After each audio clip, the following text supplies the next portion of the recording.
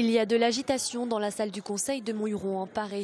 Un grand événement se joue pour la petite commune de 1400 habitants et sa voisine Saint-Germain-l'Aiguillé.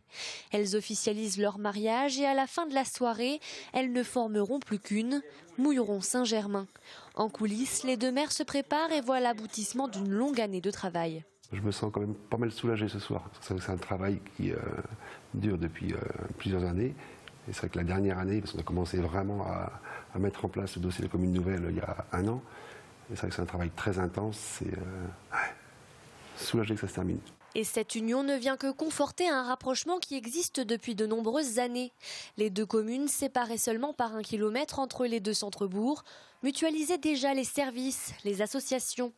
Un bon moyen d'équilibrer les budgets souvent serrés. Cette commune nouvelle nous apporte aussi une véritable réalité financière, un souffle, parce qu'avec cette nouvelle entité, nous évitons une perte de la dotation globale de fonctionnement sur 3 ans de l'ordre de 350 000 €, ce qui est nécessaire pour nous à la fois pour le bon fonctionnement et en dégageant du fonctionnement une capacité d'investissement, eh bien nous assurons l'avenir.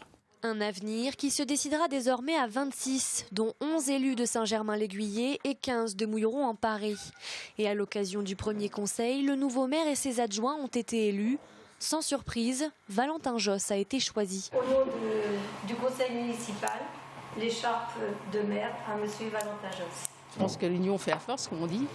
Donc je pense qu'on sera encore plus fort à travailler tous ensemble au niveau de nos réunions et pour la suite, quoi. Ça ne peut que simplifier notre vie de tous les jours, de tous les habitants, et puis après simplifier aussi le travail des employés municipaux, ça peut simplifier la vie, le travail des associations, simplifier le travail des habitants en général.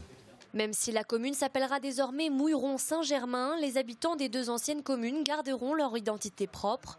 Leur histoire sera simplement mêlée l'une à l'autre, pour le meilleur et pour le pire.